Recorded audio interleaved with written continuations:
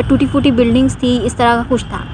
तो मैंने इसके अराउंड इस तरह की स्टोरी डेवलप किया था कि वो एक ऐसी जगह है जहाँ वॉर हुआ था। Hello guys, welcome back to our channel Nai Udaan में हशमत सईद। उम्मीद करता हूँ आप लोग अच्छे होंगे। MCRC के बारे में आप लोग बहुत ज़्यादा पूछ रहे हैं, पर्सनल मैसेजेस भी कर रहे हैं। तो आज की इस वीडियो में हम डिस्कस करने की कोशिश करेंगे, अगर आप जामिया मिलिया इस्लामिया और AJ के MCRC अनवर जमाल की दुआई मास कम्युनिकेशन रिसर्च सेंटर से MA इन मास कम्युनिकेशन करना चाहते हैं तो आपको तैयारी कैसे करनी है, किस तरह के क्वेश्चंस आते हैं, कितने लैंग्वेज में आप आंसर कर सकते हैं, किस तरह की क्वेश्चंस में किस तरह की स्टोरी को डेवलप करना है, वो सारी चीज़ आज की इस वीडियो में डिस्कस करने की कोशिश करेंगे। आइए डायरेक्ट हम मिलते हैं वीडियो। सो निशा, सबसे पहले आपका हमारे चैनल में स्वागत। Thank you. और आपको मुबारकबाद पेश करता हूँ, बिकॉज़ AJ का MCRC जो है ये ड्रीम होता है, बहुत लोगों का फुलफ़िल नहीं होता है, कई बार इसके लिए अटेम्प्ट करते हैं और फाइनली आप इसके पार्ट हैं, इसलिए बहुत बहुत मुबारक। Thank you so much and welcome to the channel of Nai Udaan. Okay, शुक्रिया। सो बेसिकली आज की इस वीडियो में हम बात करेंगे MA mass communication entrance exam के बारे में। बहुत सारे स्टूडेंट्स हैं जो उसकी तैयारी के बारे में जानना चाहते हैं। तो सबसे पहले मैं आपसे जानना चाहूँगा, लगभग 4 से 5 महीने हो गए आपको डिपार्टमेंट में, तब ब्रीफली बताइए कैसा एक्सपीरियंस है, कैसा लग रहा है सारी चीज़ें आपको? एक्चुअली मेरे यहाँ पर का एक्सपीरियंस काफ़ी डिफरेंट है। ईच एंड एवरी डे बहुत कुछ लर्न करने को मिल रहा है। मतलब आप ओवरऑल अगर कोर्स का स्ट्रक्चर को देखिए, काफ़ी वर्थ इट है। इनफैक्ट कैमरा हो, साउंड हो, और जो कोई भी इनफैक्ट फिल्मों में आना चाहता है उसके लिए तो बिल्कुल मस्ट कम वाली चीज़ है। ये जो मैं पूछने वाला था आपसे, जो क्या कोई अगर फिल्मिंग में जाना चाहे, फिल्म बनाने में, डायरेक्टिंग में, स्क्रिप्टिंग में, उसी के लिए कोर्स है या फिर अदर कोई भी ज्वाइन कर सकता है? हाँ, ये क्वेरी बहुत बच्चों को होती है, बहुत लोग मुझसे भी पूछते हैं। बट जो भी मास कॉम में आना चाहता है उसे ये चीज़ सबसे पहले समझनी होगी कि उसका इंटरेस्ट फिल्मों में ज़रूर होना चाहिए। बिकॉज़ कई बार ऐसे हमारे क्लास में भी कुछ बच्चे ऐसे हैं जो मतलब अभी रिग्रेट कर रहे हैं कि यहाँ पर आ गए, यहाँ पे तो बस फिल्में पढ़ा रहे हैं। तो इतना आप लोग जान लो कि यहाँ पर बस फिल्में ही पढ़ाने वाले हैं। इनफैक्ट अगर आप फोटोग्राफी की भी सब्जेक्ट पढ़ रहे हो तो उसमें भी वो डॉक्यूमेंट्री दिखाएंगे, वो फिल्मों से रिलेटेड कहीं ना कहीं होती है। तो सबसे पहले आपका इंटरेस्ट फिल्मों में बहुत ज़रूरी है। अगर आपका नहीं है तो फिर आप कोई और कोर्स चूज़ कर सकते हो, ये आपके लिए नहीं है। हाँ, बाद में आप रिग्रेट करो उससे अच्छा पहले आपको ये बात कंफर्म होनी चाहिए। चलिए, ये अच्छी सी बहुत अच्छे से आपने एक्सप्लेन किया, क्योंकि लोगों को ये डाउट्स होते हैं। चलिए अब थोड़ा सा आ जाते हैं एग्ज़ाम के ऊपर। अब कोई अगर इंटरेस्टेड है यहाँ पे एग्ज़ाम देना चाहे तो मुझे पहले बताइए कितने फ़ेज़ में एग्ज़ाम होता है इसका? हाँ जी, इसका एग्ज़ाम तो बेसिकली 2 फेज़ ही हम इसको काउंट कर सकते हैं। एक तो हमारा रिटन होता है और सेकेंड वाला जो होता है वो इंटरव्यू प्लस पोर्टफोलियो आपको 1 वीक पहले ही जमा करना होता है। आपको डेट मिल जाती है, उस तक जमा करना होता है और फिर इंटरव्यू वाले दिन वो लोग पोर्टफोलियो को लेकर ही आपसे इंटरव्यू में सवाल पूछते हैं और डिस्कस करते हैं आपकी क्वालिटीज़ को। चलिए, इंटरव्यू के ऊपर हम अलग से वीडियो लाएंगे। सबसे पहले हम रिटन पे बात करते हैं। रिटन का आपने कहा कितने नंबर का रिटन एग्ज़ाम होता है? हाँ, अभी हाल में ही 1-2 साल पहले उसका पैटर्न चेंज हुआ। पहले काफ़ी डिफरेंट था, लेंदी था बहुत ज़्यादा, बट अब चेंज हो गया, बहुत ईजी हो गया पहले से। तो अभी हमारा इस तरह का पैटर्न है कि हमें 20 मार्क्स के मल्टीपल चॉइस क्वेश्चन मिलते हैं, उसके अलावा जिनमें कोई भी नेगेटिव मार्किंग नहीं है। हाँ, ये बहुत अच्छी बात है।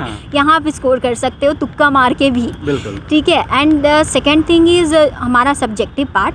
तो उसमें हमारे टोटल 4 क्वेश्चन आपको अटेम्प्ट करने होते हैं। They have options, you have options actually I exactly don't able to tell you, but might be 6, okay, out of which you have to attempt 4 or each question have options. Okay, yes. So total कितने marks के हो गए MCQ मिलाकर और आपका written वाला मिलाकर? Overall 200 marks के हैं हमारा रिटन क्वेश्चंस। हाँ, रिटन जिसमें 20 मार्क्स हमारे ऑब्जेक्टिव होंगे एंड 180 हमारा सब्जेक्टिव होगा।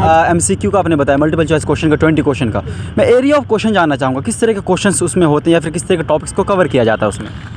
देखिए, हमारा कोर्स है मास कम्युनिकेशन, तो ओवरऑल जो हमारा ये फील्ड है ये पूरा आर्ट फील्ड है। तो क्रिएटिव और आर्ट के जितने भी एस्पेक्ट्स हैं, चाहे वो पेंटिंग्स हो, कार्टून्स हो, मैगजीन्स हो या फिर cinema, radio and may be कभी कोई प्रिंट के भी पूछ लेते हैं। तो इनके जो भी हमारे टॉप नॉच पीपल्स हैं जो इस फील्ड में महारत हासिल कर चुके हैं या फिर जो आर्ट्स है जिनको बहुत रिकॉग्निशन मिली है, उन चीज़ों पर आपकी नज़र होनी चाहिए। आपको पता होना चाहिए कि हाँ, रॉबर्ट कापा की कौन सी फ़ोटो है जिसने अच्छा नाम हासिल किया। इस तरह के कुछ बेहतरीन फ़ोटोग्राफर्स हैं, उनके बारे में थोड़ा जानिए, उनके बारे में पता होना चाहिए आपको।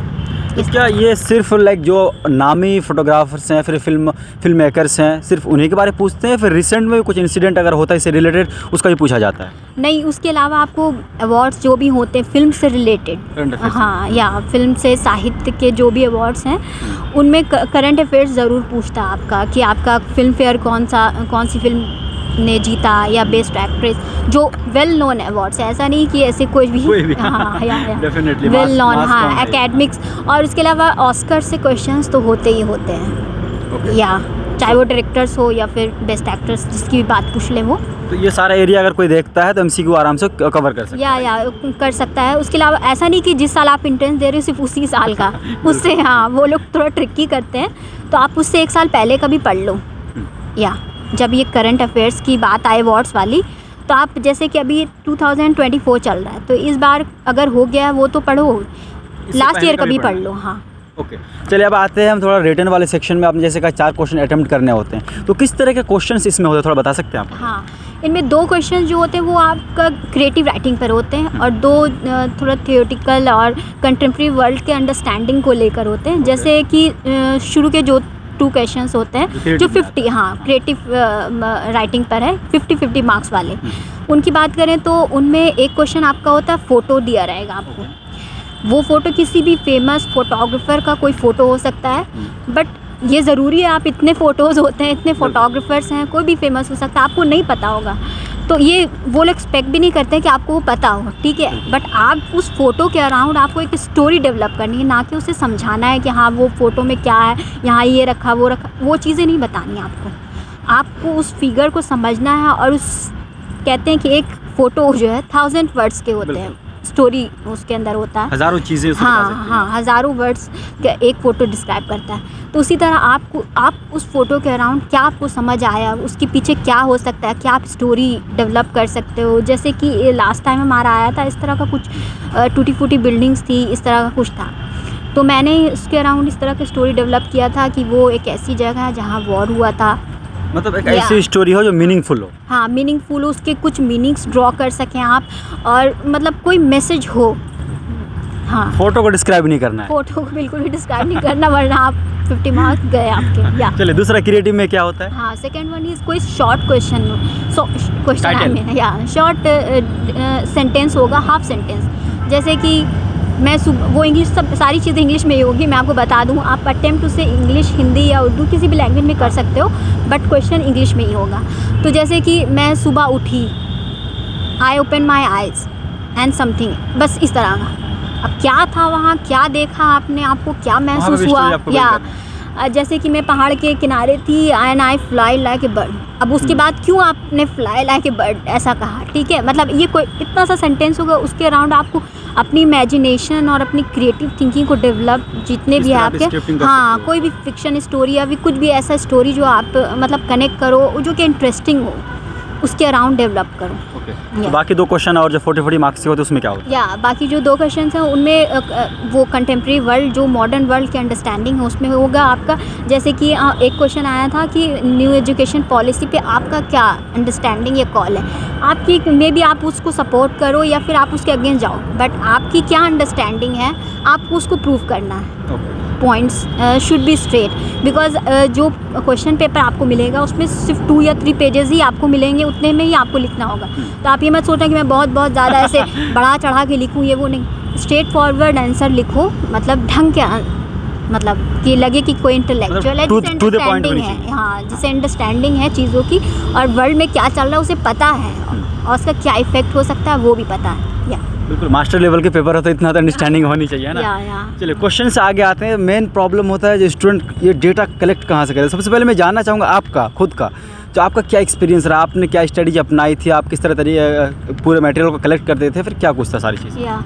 देखिए, मास कॉम का एंट्रेंस ऐसा है जो मुझे ऐसा लगता है personally feel and personally experience कि बाकी पेपर से बहुत अलग होता है। उसमें ऐसा नहीं कि आप 2x2 पढ़ के गए और वो आ गया, ठीक है। इसमें बहुत चीज़ें अलग होती हैं।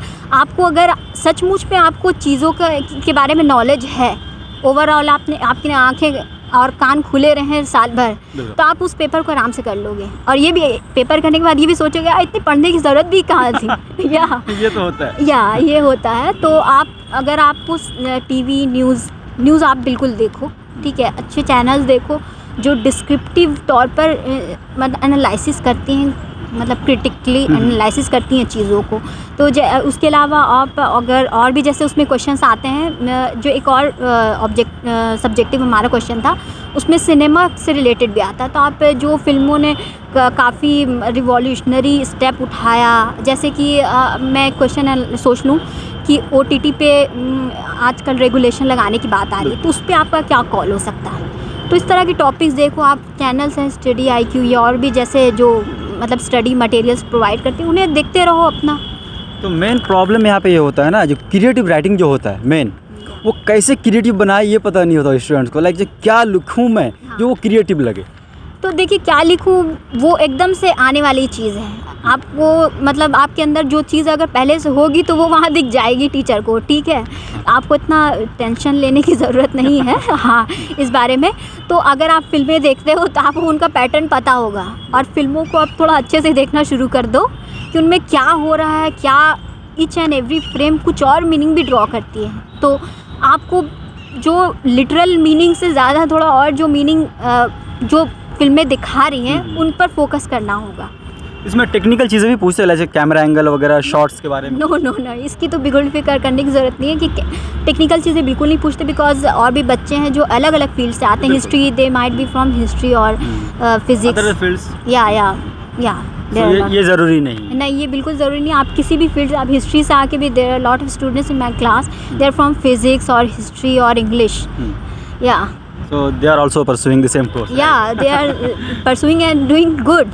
So इसका मतलब ये है कि उनके अंदर वो क्रिएटिव चीज़ें थी जो कि और एक तरह से आप अगर किसी और सब्जेक्ट से भी आते हो तो आप बहुत कुछ अपने अंदर लेके आते हो एक्सपीरियंस, जो आप यहाँ पे आके यूज़ कर सकते हो। तो इन शॉर्ट अगर हम कहें तो MCRC जो है वो क्रिएटिव लोगों को ढूंढती है और वो देखते हैं आपके अंदर कितनी क्रिएटिविटी है। हाँ बिल्कुल, यही चीज़ या राइट। चलिए, लगभग अभी टाइम बहुत कम है, अगर देखा जाए तो लगभग 3 महीने टाइम बचे हुए हैं। तो आप क्या स्मार्ट गाइडेंस देंगे हमारे व्यूवर्स को, स्पेशली जो MCRC की तैयारी करना चाह रहे हैं उनको, जो उनका सिलेक्शन हो जाए वो भी आपकी तरह MCRC बन जाए? हाँ यार ज़रूर।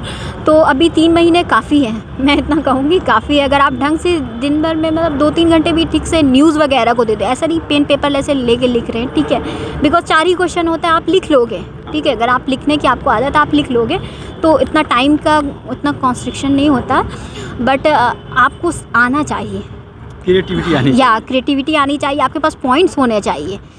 आप पॉइंट्स तभी होंगे जब आपने न्यूज़ देख रखा हो, आपने न्यूज़पेपर पढ़ रखा हो।